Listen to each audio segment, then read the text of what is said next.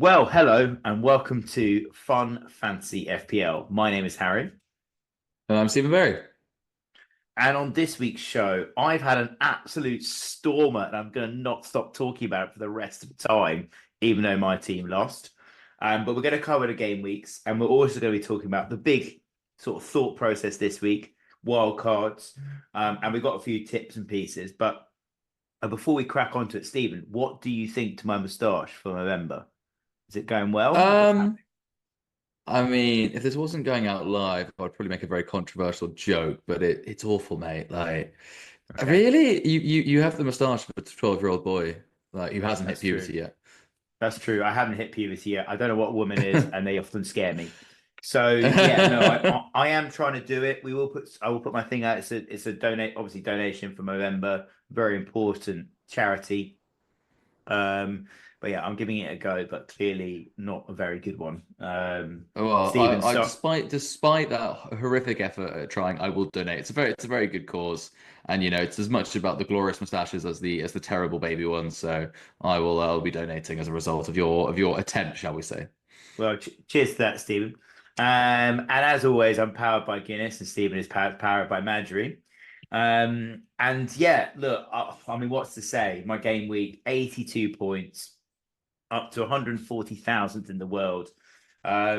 Nearly top of the mini league for the podcast, I believe. Yes, top of the league, overtaking Rita and a chap called Luke, who I don't know. But it's been a great week. But how has yours been, Stephen? How have you gone? Oh, it didn't go well. Despite my one transfer coming off, ain't Nori, nice little 6 points there.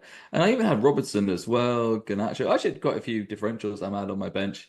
Um, Dr. fucking Tottenham.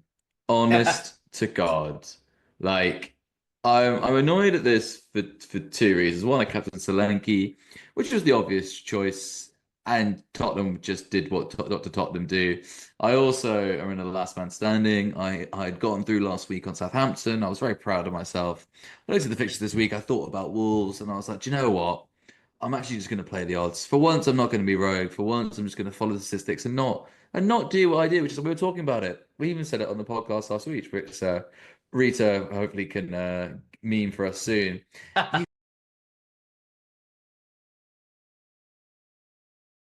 You could just sense the Yeah. Dr. Tottenham, couldn't you? Everything in your balls told you that. And what do I do? I was like, no, for once, I'm going to follow the stats, and that's what it gets you. I'll never make that mistake again, ever in my life.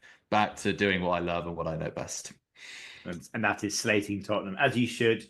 Yeah, we were terrible, and I got a lot of abuse from the Ipswich boys, which leads me to say, fuck you guys and everything that you stand for. I hope you get relegated. So, look, it's been a difficult week for Tottenham, but this is the way. I think what's interesting is I think it's between what fifth and 11th. It's separated by 1 point or something Very like that. close. It's a bit of a mad table. But look, I don't think Postecoglou is anywhere close to going. But I think what it says from an FPL standpoint is it's going to be a roller coaster. Only Tottenham players. You can invest. I would always look at the attackers. I'd never look at the defenders. Although I love Ndoggy and Poro.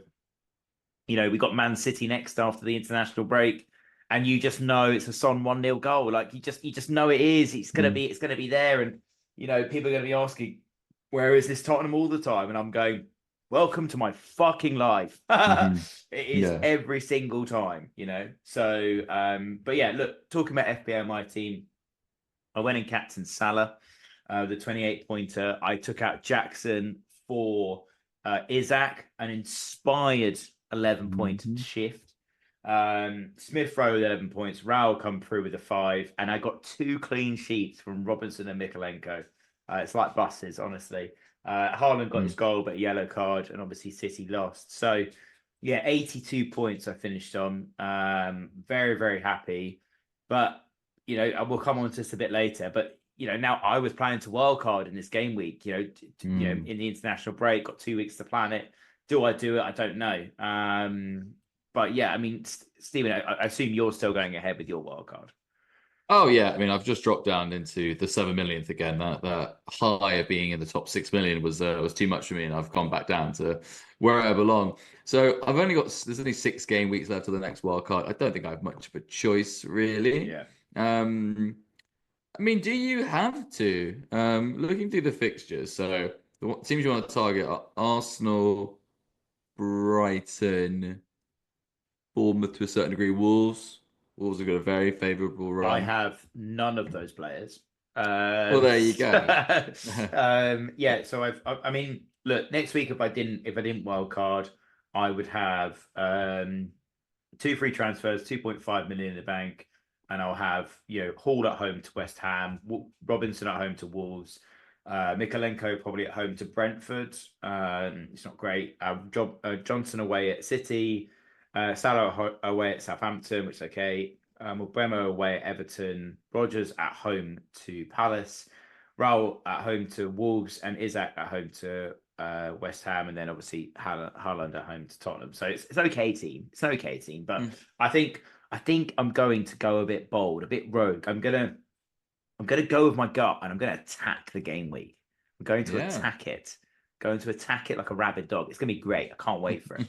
But it does scare me a little bit because this is definitely against my nature. But yeah, just some things I wanted to highlight. I mean, and this is kind of part with the game week review. I think one of the teams I really want to flag is Newcastle, right? And there's a couple of things I want to flag about them. Number one, they seem to be playing with a fluidity that they really lacked at the beginning of the season. That win against Forest. Look, I know everyone's been making a joke about Forest, making top four and all the rest of it. They're a good team. Nuno's a good manager. And the defense up until now has been really hard to break down. Newcastle went through them like a warm knife through butter. It honestly was outstanding. And they were playing with a bit of a joy on their faces. Livramento was tearing up one side and playing a 4-3-3, you've got to have strikers in that three that are going to come back. Now, luckily, they signed Joe Linton for 40 million quid from Hoffenheim, and he's been playing midfield the whole time. But naturally, he's a striker, so he's been playing that role really nicely. Um, and I think I'm going to go out a bit on the limb, and this is a bit bad because the last player I recommended got sent off. But I think Joe Linton is now an asset that is an option for Premier League for FPL now. I, I think he looks good. He scored a goal. He's making those runs. He's going to get 90 minutes every game. Yeah. What do you think, Stephen? Am I convincing you? Is a tune taking hold of you? Let me agree with you first of all. So yes, Newcastle. I don't think we should be too surprised. Newcastle are a good team. They've been a good team under Eddie Howe now for a while now. Obviously got into Champions League not that long ago. But have done. I think they came ninth in the Premier League. I can't remember. Yeah, I know they weren't as. I didn't think get to get. No, sorry, they finished seventh. I think actually. They had a run at the end, but basically they didn't have the squad to compete in Europe. But they're just a good team. They lost Isaac, which was a big problem for them. I think they had one or two other injuries as well. What they are is a great first 11. So if their first 11 is out, they can give anyone in the league a game. It could beat any team, really. If they have an injury, especially to someone like Isaac, they look a bit shaky, basically. So I don't think it's hugely surprising that they're back. I think they don't, as far as I know, they haven't got any other injuries of note. And I think they have a relatively easy fixture run. So yeah, no, definitely. I think Newcastle are a team to be looking at. I'll just check their fixtures now. West Ham. I mean, oh my God, Crystal Palace. Wow. Liverpool at home. I think they fancied that Brentford away. Actually, they've got a pretty good run actually. So yeah, I think Newcastle, Isaac in particular, is definitely a very interesting player to look at. Where I will disagree with you fundamentally is Joe Linton. Let me look up his goals. Right. What is his goals per game ratio, do you think? Not high. 1 in 8.5. Look, What? 6 million, 1.5% owned. It's a rogue choice, but why not? 6 million is a good bracket. Why not try Because it? You never know. Barry, I feel this is very weird. I'm referencing stats and you're referencing just gut feel. It's the He Guinness. is awful at attacking. Yes, I know he's been reworked as this industrious midfielder, but like come on. I mean, why did attackers do that? Alan Smith was one back in the day as well. He went from Leeds to Man U. He became a DM at the end as well, just because he just couldn't score. Joe Linton is very much in that mold. So if you're going to go rogue on Newcastle, maybe Tonali. He seems to be the one out of the central midfielders who gets forward the most. Who do they play on the other wing with Alma on? Barnes. Barnes, does he start for them? Or Barnes does hasn't been somebody else? starting, but I mean, Gordon would be, it's not like rogue, but Gordon, it's of definitely an course. option. But then you got Of Lewis course, Gordon. Hall, 4.4 million, Livramento, when Trippier's injured, still got his place down. Yeah. I think, look, I think you're right about them, and they've got a decent team, but I mean, they ripped Forest apart. I mean, should Chris Wood owners be worried about his position? About, Yes. they should be worried. Okay, tell us why. Yes. Yeah. Yes. Yes. He is an awful striker. I've said this many a time, and I'm saying it again. He is just not good. He went on a bit of a run. Every striker at some point in the Premier League will go on that run for a little bit. He's had his moment in the sun. The sun is setting. It's set. Get rid of Chris Wood, basically. And again, I'll say this before, I'll say it again. You have to have certain principles. Having Chris Wood in your team means you're a person with no principles. People out there know who they are, who I'm referring to. Okay, cool. Well, I've got some interesting stats to end the podcast when we think about that. But I mean, other games to notice. Brentford 3, Bournemouth 2. An excellent game. I actually ran into some Brentford Bournemouth fans on the way to Twickenham. Who seemed very upbeat, very friendly, and on the way back even more so, even though they'd lost, the Bournemouth fans. That was. I mean, look, Bournemouth in form, coming to Brentford, but Brentford have an excellent home record this season. 16 points at home, lots of goals. Wieser, who has the most amount of non-pen goals in 2024, behind one Erling Haaland. I mean, what do you think of the game? Did you see the highlights? How did it settle for you? I unfortunately didn't, but I mean, I guess someone who hates stats. I guess we said that speaks for himself. Second after a certain Norwegian striker, not the Wolves one, the other one, I forget his name. You can't really deny that. I mean, Brentford this season can score. Like Mbeumo's gone on that mad run. I think he's second in the Prem this season after Haaland, Yeah. basically. So they can score. The problem is at the back. They have somebody really shaky in goal, don't they? Somebody who's just awful. One of the worst goalkeepers in the league. Flecken. That's it. You really like, isn't it? Yeah. That's it. Yeah. So if they just get rid of him and put me in goal, I think they could be a defensive asset as well. But no, look, I don't want enough of Brentford to comment on this, but like, does Frank sort of know that they can't defend? Because let's be frank, I think everyone's always liked Wissa, Membo. And their fullbacks are quite attacking as well. Pinnock, people like that. Flecken. Does Frank sort of think like, well, we actually have no choice but to go for every game because we're going to concede two every Yeah. week? So I don't watch enough of Brentford play to understand that they're just sort of a super free Well, flowing attacking team.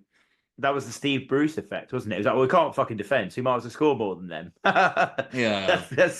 But I think what Brentford have had low. I mean, they've scored.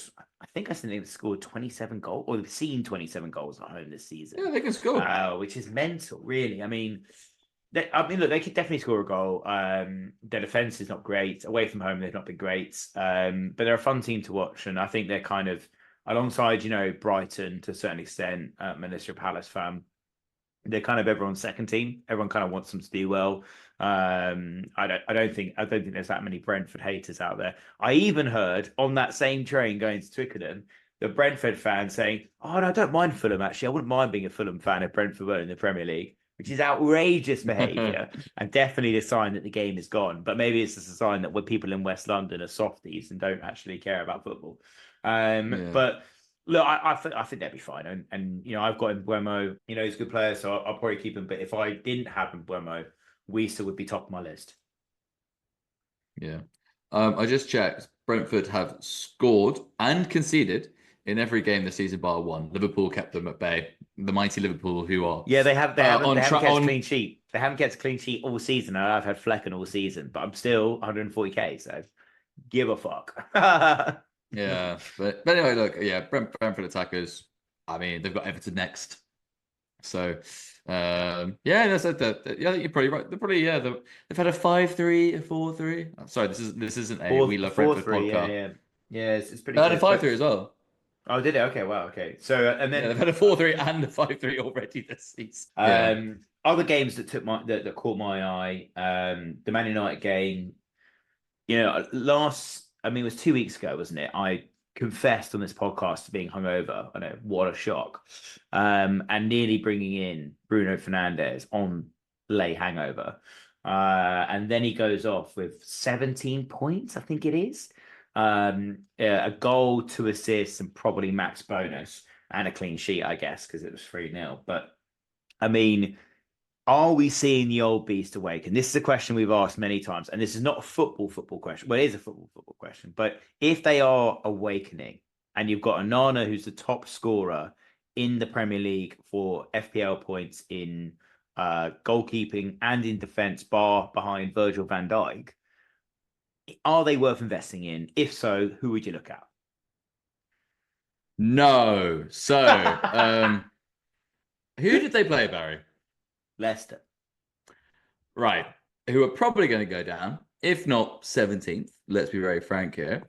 Onana made 5 saves versus Hermanson's one. So basically, Leicester had more shots on target. If I've calculated, yeah, they did. Yeah, they had more shots on target. The XG was really low. I looked at I think Ahmad looked at who I obviously have and I love. He looked interesting, but like, if you're happy with those Bruno Fernandes points, again, you just have no dignity or principles. That's the luckiest return in all of human history, and it will not happen again. You've taken if You know this. if you have him and you've gotten the points, good for you, well done. But Mike, no. The only thing This I is will say is, building. This is no, Stephen. Can I interrupt? This is building up very nicely for in game week 14 when Man United beat Arsenal at home. This is building up very nicely for this, and I want this the Arsenal. only thing I will say, and I am caveating myself here, is I have no idea how Amarim will do. Like, he could be the messiah of managers. I don't know, but right now, no. I wouldn't be. Other than, I mean, other than I do actually really like him. I think from the highlights, he actually looked like he was one of the most dangerous players for them. He's obviously very cheap. I think he's actually a very good player. He's their only left footer. Um, Hmm, I think Amran he plays through at the back, doesn't he, with wing backs? I don't know if he yeah, plays with wingers. Maybe but I I mean, guess we'll get wait but you and got see to on look at their that. But fixtures, right? I mean, I'm a fixture over form man, as you know. You got Ipswich away next, then they've got Everton at home. Then, as I said, they got you boys away. Then they've got Forest at home, the mighty Forest. Actually, I think Forest has turned them over then. Then they've got City away, which they have a good record in. They have a great record, City away, and City look a bit all over the place. Bournemouth at home, and then Wolves away. I mean, it's not bad fixtures, and I think for a Bruno Fernandes, I mean, I definitely wouldn't be bringing in a defender, and probably definitely not an Arna, but I would be bringing in a Bruno Fernandes, maybe a Garnacho. I mean, do they offer value? I mean, I think they do. I mean, Garnacho scored a goal this week. He's hit the post a couple of times. He looks dangerous. He looks attacking. Why not? Right? You've I got a mean, Mad sitting on your bench. he didn't start the other week. Ganacho Ahmad took his place. I mean, if we're gonna go very very rogue, Rashford. I don't know how much he is, but okay. Now, he walking around the pitch? Yes. Him and Trossard are doing their best Arshavin impressions. They are just walking at a pedestrian, not even a pedestrian pace. They are just stumbling around. But he's got a new manager coming in, therefore he has to try Hmm. again. He's got to prove himself. I mean, I think he might be because we know what he can do. He can go on Hmm. a ridiculous run, and I don't know when he's out of contract. I think he's out of contract. I think a couple of years, maybe. Either way, Rashford's got 4 years on and more in his contract at three hundred really. thousand pounds. Oh, Like, in which case he's going to keep walking around then. yeah, of Okay. course he is. I walk around for that. Yeah, okay, fine. Okay, ignore it. Okay, let's put it this way. See who starts under Amron, okay? See who starts under them. Is it Ganacha? Is it Ahmad? Is it Hoyland up top or Zerks? Well, I think Zerks is quite cheap on the game. Have a look. Yeah. I think we said this before about Chelsea as well. Much as we laugh at them, banter here, all that sort of stuff, it's still Man U. It's still Chelsea. They will always be in the top half, basically, or near the top half, and therefore they're going to get decent returns from their FPL assets. So I think for them, Sage advice, Stephen. I think it's good to look at what's happening with the me? I've been throwing out the I know, stats I quite know. like what's going on? Stephen, I think it was probably that pizza you had before you arrived. So it's made you the I'm actually going to sensible. say it's this Spanish beer. It's all the Spanish managers. I'm channeling my Arteta. Ah, I I'm see, I channeling my see. Areola. You were basically in Uh, San Sebastian right now. It's good to exactly. see. Good to see. Well, I mean, obviously we've got to talk about other games that are there. I mean, Brighton beating Man City 2-1. João Pedro coming off the bench, scoring and assisting. I mean, four defeats in a row. I think it's the first time in Pep's career. Maybe he's had four He defeats in a row. also lost 4 in a row at Bayern, I think. Okay, well, I mean, Yeah. it happens rare, right? I mean, it happens. Can I Happens just say very. this has been a debate on Twitter and it got too complicated and annoying. I think one of them was like a friendly or something. I don't know. Either way, it's they're not in a good run. Not in a good run, yeah. I mean, I do think injuries have hampered their performance, and I think that you know I've seen a lot of teams doubled up on City defense, but I was concerned about that because of no Rodri. I still think the pick is Guardiola in defense. That is, if you want it, but then none of the other players really appeal to me. I don't think Foden is getting the minutes, and he's getting the shots away, but he's nowhere near the performances he was last season. There is a debate about Haaland. I'm 50-50 about keeping him in my wild cards.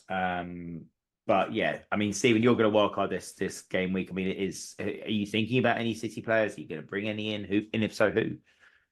Do you know what? I'm actually not. The only one I would sort of consider is Bernardo Silva. I think he's got his place back in the team, and That's the is most he rogue not? shout I've ever heard. Really? Isn't he not starting for them? No, I mean he might be starting, but I mean he can play in holding or an attacking midfielder role. I mean he plays in all sorts of roles. I mean he's an But incredible he can go player. on a run. He can go on a But run though. He got an assist against Wolves. I don't know. I mean, obviously, there's he got an Haaland. assist by kind of tackling the goalkeeper and it not being offside. Fine, high press, mate. High press. Who cares? Um, no, Like I yeah, mean, look, I mean, you lose the Ballon d'Or winner. You're not as good of a team, right? That makes sense. well yeah, seems easy, right? Um, I mean, also Diaz as well. I think Diaz has been more remiss than people give him credit for. Also Haaland saying stay humble and loses 4 in a row. That's great. That is, Yeah, Haaland has gotten his own head rent free and the rest of the team's head rent free. So that's what, yeah. as an Arsenal fan, I'm going to put it down to that comment basically over Okay, everything okay. else. So, Okay, and but like, look, Brighton, any Brighton? I mean, you said that Danny, you've gone for Chris Wood. I assume your feelings are the same about Danny Welbeck. no, I actually quite like Danny Welbeck. I really want him to do well. I mean, sorry, I like him as a human being. As a player, I think I've rated him slightly higher than Chris Wood. But yeah, no, Brighton again, just a good team. A bit, like Newcastle, they're a good team. The only thing I'd say from an FPL perspective, some of their players are a bit too expensive. Like I think Matoma is like, actually, is like 8 million or Six something like point. that. No, Matoma's 6.5. João There is Pedro it. is 5.5 or 5.4. He might have gone down. But And it there's a doesn't lot of doesn't value guarantee in. the players. He's just come off the bench and scored and assisted. I mean, I think I would watch for match fitness. I agree with that. But Brian have got a great run coming up. I think it's a So worthwhile shout. you've actually stolen what I was going to do later. In terms of my interesting tip was actually going to be Rutter, who's down in the game as Jorginho, so that's something similar to Jorginho. Virginia Rutter from Leeds, the mighty Leeds, up the Yeah, Leeds. he started the last few games alongside Danny Welbeck. Seeing if Welbeck gets injured, which I'm not sure. Yeah. I'm not sure what's going on with him. He's 5.5, I think, on FPL, but he's a decent option. Very attacking. He's an attacking midfielder, very direct. He kind of reminds me of Sinistera in terms of the attacking style that he plays, except he is starting games. Maybe. I'm not sure. I'm not. I think there are better 5.5s out there, is what I'd say. Really? Yeah. So Smith Rowe. Smith Who Rowe. else? Off the top of my head, You keep analysing. Well, Rogers, I guess, because Rogers is close to that Well, sort of value. he's gone off the Um, ball a little bit. Well, and just to finish off the fixtures, I would say that the fixtures to sort of take note of, admittedly for negative reasons, are just target Palace and keep. I mean, everyone knows about targeting Southampton, and Leicester, but yeah. Oh, and the other one is West Ham. I think any signs of resurgence while Locatelli is in charge is none. I think it's a bit under the radar targeting Crystal Palace and West Ham. You should be looking at them yeah. like you are Southampton and Leicester. If you've got some transfers for a 1 week punt or anything like that, and it's West Ham in particular away, start looking at those fixtures very, very So closely. other 5.5s to consider, just to go back to that. Semenyo, 5.7. Is he? Simodics is 5.8. Damsgaard, who scored for Brentford this week, apparently he was top of all of the numbers in terms of tackles, in terms of making runs forward, in terms of progressive passes and all the rest of it. Apparently, Thomas Frank thinks, if he can really go, if he can really stay fit, he could be unreal. He's 5 million. And then Kaiver at Bournemouth as well, 5.3. I think there's some good players in there outside of Jorginho. He's not in Jorginho, isn't he? He's Ruto, isn't he? It's something similar to Jorginho. Yeah. And then Hudson-Odoi, Forest. So I think there are some other options there. I'm not convinced by him. Not convinced. I'd still say he's what, third? I'd say Smith Rowe. I'd put him second actually. Yeah, other than Yeah. Smith Rowe. I'd say anyway. Yeah, well, I mean, I think just to go back to the fixtures, there is obviously one fixture we have not talked about, and you mentioned your team earlier, so I think it's important we mention the big clash to end the game week: Chelsea Arsenal 1-1. We watched the highlights a bit earlier, saw some absolutely shocking misses from Trossard. I mean, what's happened to him? You could do a bit of football, but I think it's my one accusation is going to be ever since Champ brought him into his team. Like he has been atrocious. Trossard has been ruined by Champ FC. But go on, tell us your Yeah, perspective. I mean, that 100%. It's just really weird. He was knocking on the door. He joined when he joined. I think he said something like, "I'm here to fight for my place, and I'm not going to be happy on the bench. But I know it's hard to get in. All that, all the stuff that they sort of have to say, nevertheless. But and then he started like doing it. He came off. He was scoring. Like loads of Arsenal fans, myself included, like he should be starting more. And then but then just he's just absolutely blown it. The only thing I will say is he's been playing as the number 10, Odegaard's replacement, and that's hard. Um, Odegaard is a very unique player, and asking him to be that sort of playmaker, leading the press and all this. Don't get me wrong, it's much harder than when he was coming in for an out of form Martinelli on the wing, but at the same time, as I said, he's been walking around, he's been looking like Arshavin. He looks disinterested.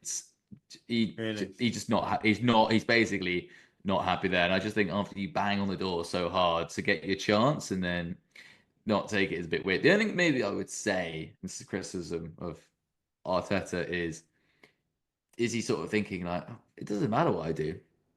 I could I could play unbelievably well every week, and I'm still not gonna have a place basically when everyone's fit again. I don't know, but either way, yeah, he is. Mm. He's not been good.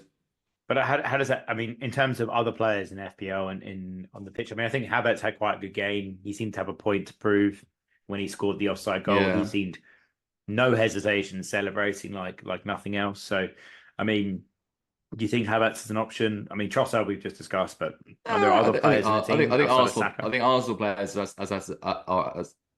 assets are back.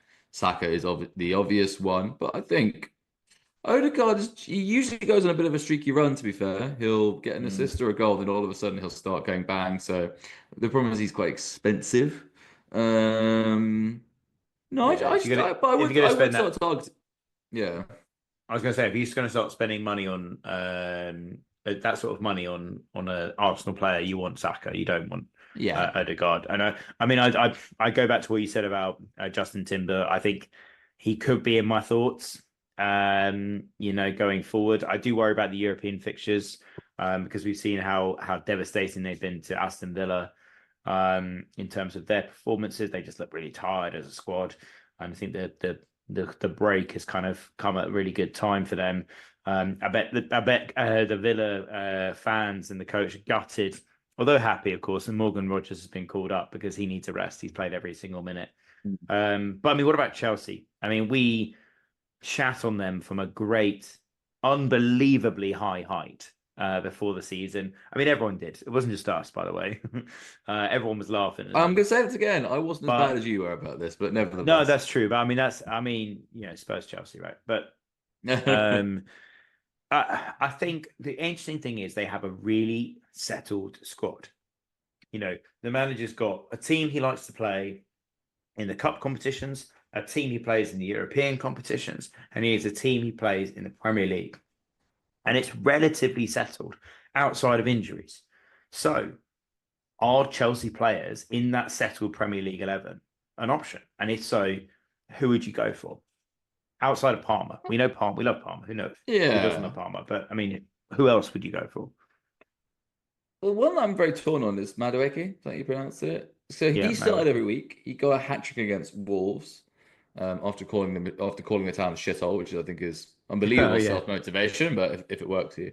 But he started every week and done nothing assists and goals wise. But when I've watched him, he looks good. Like, is he a bit of is like a sort of a volcano? There's an eruption waiting to go off again, and he's going to get another hat trick or something. He could be a bit like Sterling when he was first at Liverpool. Like he would just always be there, but sometimes the results wouldn't come. But then he'd get a hat trick or he'd get a two goals assist or Mm. something like that. Is he the new one of them? Maybe I don't know. He's not done anything Defensively, in like 4 weeks, 5 weeks. no, he So hasn't. No, his returns are for someone who starts every week for a team who are fifth. Isn't brilliant.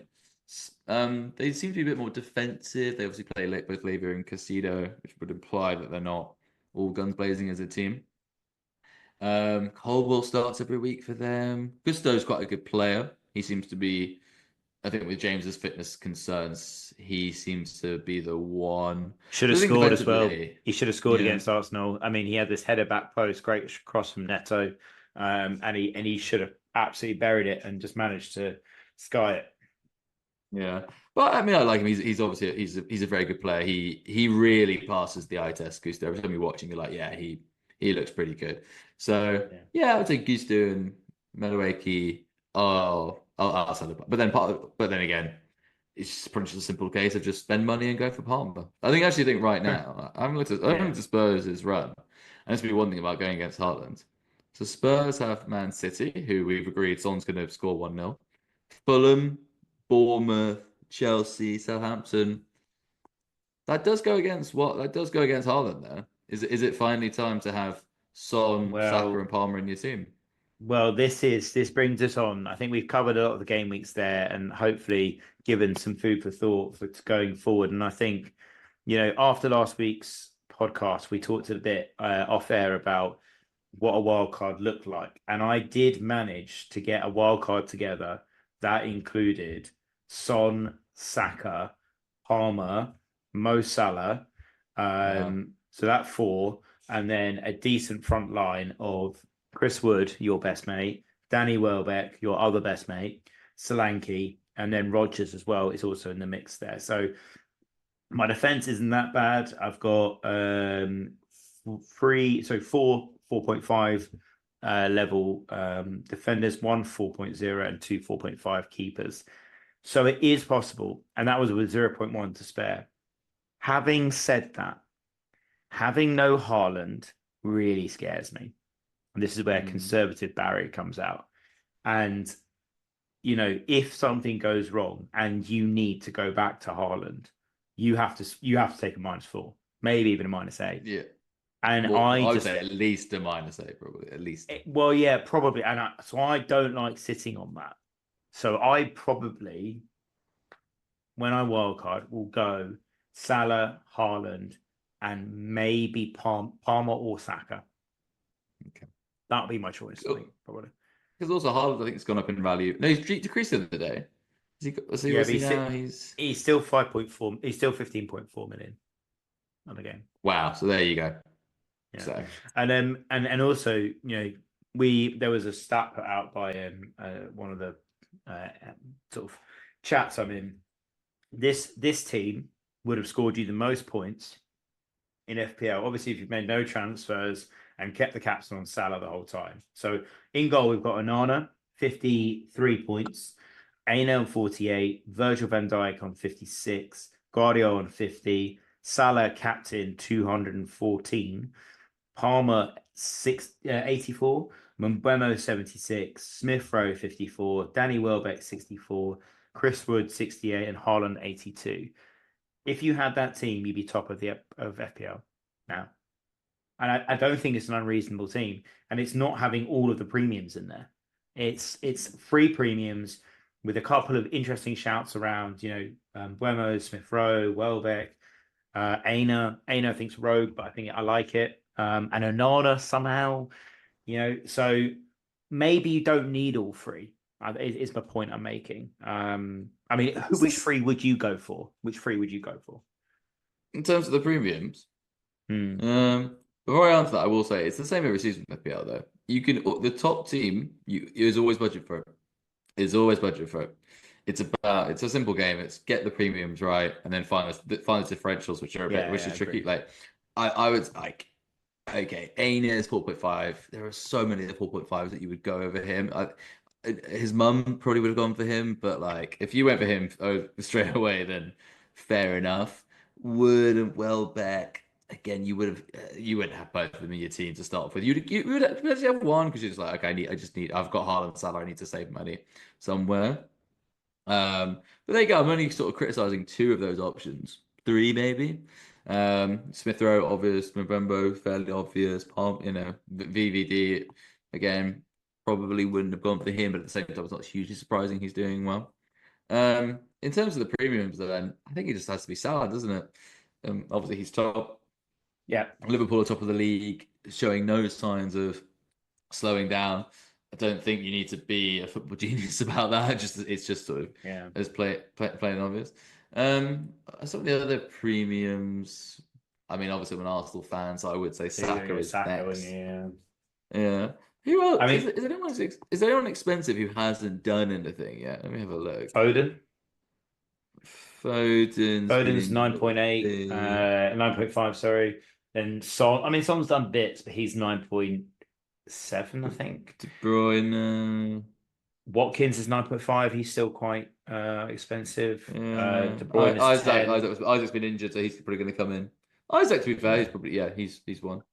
My inspired choice. Indeed. Up top, but so you're set on not going for Haaland. I mean, because that could mean you could have Salah, Saka, and Palmer as a midfield three. I'm not set on not going for Haaland. I will be thinking about my wildcard over the international break, and I will reveal all on the next pod.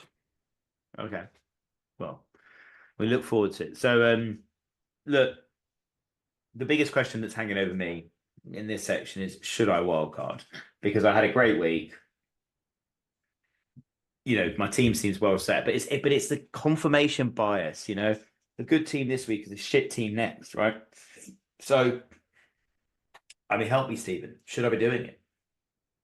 I'm going to help you with saying that there was a podcast on when and when not to wildcard by two, roguishly good-looking gentlemen. Yeah, roguishly good-looking, relatively funny, had some decent points in them. From memory, I think they both actually agreed that if you can wildcard from a position of strength, that is the best time to do it. You are in a position of strength. Can you follow your own words, Barry? We will see. So scared. I'm so scared, Stephen. I'm so scared. But look, I think this brings us into some tips. So we have we spoke about this afterwards about having some tips. And I do think I'm going to so we discussed getting 3 tips in this podcast because I know we talk about a few players, and the last player, of course, I tipped got a red card. And honestly, I've watched the highlights. It wasn't just one red card. It was like 3 or 4. It was honestly grievous bodily harm. It was unbelievable.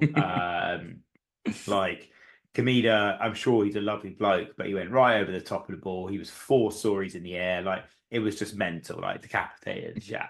If you haven't seen it, definitely watch it. Okay, so in terms of the banker, we've already talked about him. It is Saka. Arsenal have got a pretty good run next few weeks. They also have to start. They have to win now.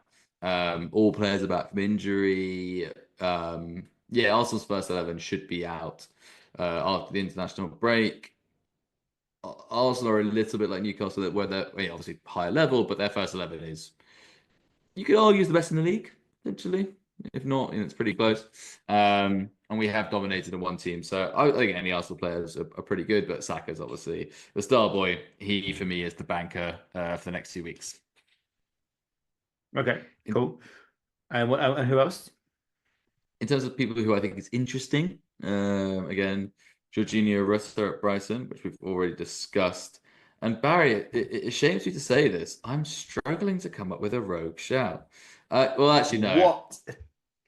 I do have one, but it's been ruined by you, and that is Omari Hutchinson.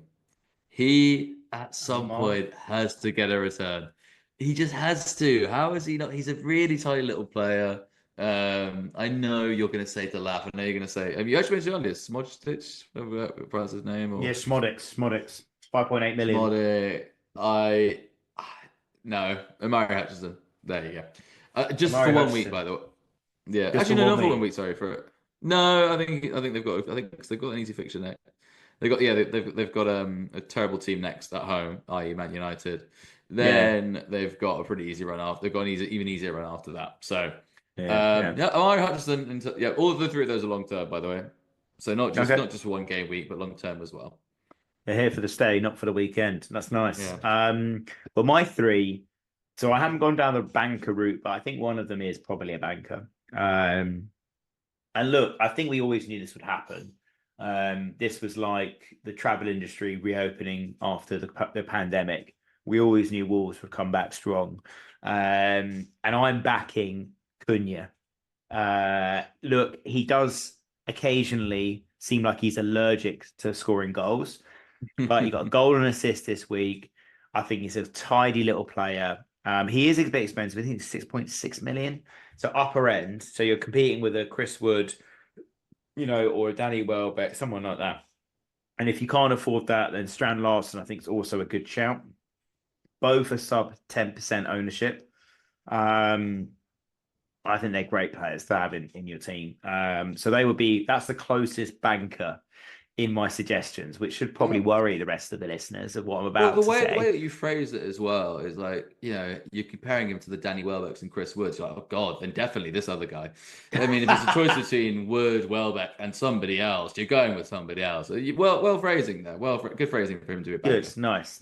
My next one, and this is probably because he scored against Arsenal, is Pedro. That's actually not a bad shout. Pedro Neto, right? He was a hero when he was at Wolves, and as I said to me before, right? Chelsea have got this settled squad now, and he's starting. He started the last 3 games, played 90 minutes. He assisted, I think, in the Liverpool game, and he got a goal in the Arsenal game. He's the type of winger that clearly the manager prefers. He's getting into positions in the middle. He put on a dangerous cross in for Gusto, who should have scored. I mean, there was a good chance he could have hauled in this game against Arsenal, probably one of the best defenses in the league. And Chelsea run into a patch of fixtures now that is very, very exciting. So I think it's worth a shout. I mean, the fixtures next, got Leicester away, Aston Villa at home, Southampton away, Tottenham away, which is an easy 3-pointer for Chelsea as always. And then they've got a great fixture run right up until mid-January, maybe late January. Mm.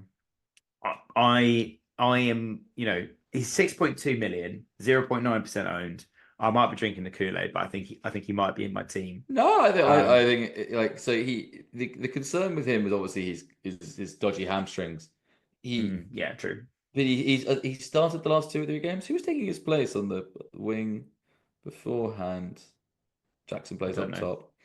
Either way, he was coming on as a sub, but now he started the last 2 games. So if he does start every He week, started the then last three definitely. games and played 90 minutes.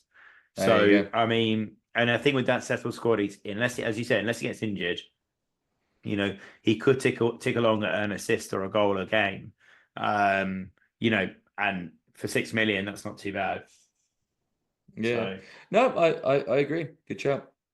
and the last player, I'm going to absolutely butcher his name, He's a Brighton defender. He's been injured. He didn't play last game, but he played the 3 before. Scored at Anfield, and the name is Ferdy Kadiliglu. Okay. Yeah, you don't have any idea who I'm Doesn't he talking play in about. midfield for them? Is that him? No, so he's registered as a defender, but he plays in midfield for them. He's 4.5 million, Ah, okay. 0.5% owned. As I said, he scored against Liverpool in Anfield. Probably should have scored twice from memory in that game. Before the game against Man City, where he didn't play because he was injured. He got 6 points against Liverpool. He got 6 points against Wolves, and he got 6 points against Newcastle. The first two there were not for clean sheets; they were for goals or assists in the game. So he clearly gets about as a 4.5 million defender. It's right up my street. So depending on his injury status, if he comes through to the international break and he's fine, I think he's going to be in my team. And their fixtures next, they got the mighty Bournemouth away, Southampton at home, Fulham away, Leicester away, Crystal Palace at home, West Ham away, and Brentford at home. And that's right up until Christmas, and they have tough 2 games. But I think he can rotate quite nicely with other defenders. And if he's fit, he's in my basket. Okay, fair enough. And it's also the FPL wet dream midfielder who's registered as a defender. So there you go. And Well, he Brighton, is a defender, but which they are playing him but as he's a playing in midfield. midfielder. Yeah, Yeah, and Brighton are everyone's just pretty. copying Pep. Yeah, and Brighton are pretty solid. Like they're not. Yeah, they're probably one of the most solid teams in the league, I would say. I don't know the Yep. defense off the top of their head, but I can't remember them shipping. Have they shipped more than 2 this season? Can't remember. Maybe if they have, I don't remember. So yeah, they're pretty solid. So even if he does nothing, you've always got a decent chance for clean sheet. Exactly, and a goal. I mean, you're buying cheap defenders not for the clean sheet. You're buying it for the goals and the assists. That's what you're buying them for. Yeah, it's going to be annoying. Robinson getting a clean sheet this week and Mikalenko getting a clean sheet. It's probably the most points I've celebrated from those two in the season. So, look, very happy. Welcome to the team. I will eventually learn how to pronounce your name right. That's unlikely. But yeah, so I think he definitely will be. I mean, when I'm doing my wildcard, I build from the back. So having some reliable defenders in there will be great. But again, it all comes down to his injuries. If he's fit, he's playing. He's in the team. Okay, cool. I agree. Good chat. Yeah. So I think that concludes our tips. Are there any fixtures that have caught your eye? I know it's a long way off. We've got a bit of a break now. We're not going to do a pod next week, unfortunately, guys, but even podcasters need a break. And we are looking at the fixtures ahead. There are some interesting fixtures to come. I mean, has any caught your eye going forward for next week or 2 weeks' time, rather? In terms of the banker, as mentioned, just Newcastle at home to West Ham. The only thing I'd say is it's Monday night under the lights. I don't, maybe this is just a cliche thing, but I feel like they go a bit weird those games. But West Ham are not good. They are just not good. Newcastle are on the rise. Look, I think we're probably going to say this every week. Look at his last game in charge, but this really could be. This really could be. Like Newcastle Yeah. could, in theory, just absolutely go through them, basically. So, yeah, that would be one sort of target from a positive sense. In terms of a shock, Don't steal my Ipswich. shock. Oh, you Is bastard! it? You stole my shock. No, do you know what? Oh. No. Predicting Man U to lose is too predictable. So let's do. Oh God. Let's do Leicester to beat Chelsea then instead. Chelsea have Ooh. they've been getting points a bit unconvincing. Leicester have been a bit unlucky. There we go. But no, like actually, I'm Okay. not seeing many shocks next week, which is even more annoying. No, I'm not in last man standing. Um, Maybe then we could Yeah. just say Villa to tear through Palace as well at 3 o'clock as well. Villa, I Yeah, think that's also gonna be quite good. need a big. I think they need a spanking. They don't just need a win. They need to absolutely, demolish the team to get back on track. And I I think mean, I Emirates mean, set them up for it's that. we're so unpredictable that us getting absolutely our asses handed to us by City, it would be a shock in itself. I mean, you never know. But I'd actually say, I mean, for clarity, my shock is Ipswich to beat Man United at home. I think obviously they're going to have the new manager. He's going to be there, but Ipswich are horrible to play against, and they know exactly what they're doing. They know what they're good at. They know what they're bad at, and they emphasize the good, and they try and cater and cover for the bad. I've always said they had the best chance of staying up out of all the promoted teams. I stand by that.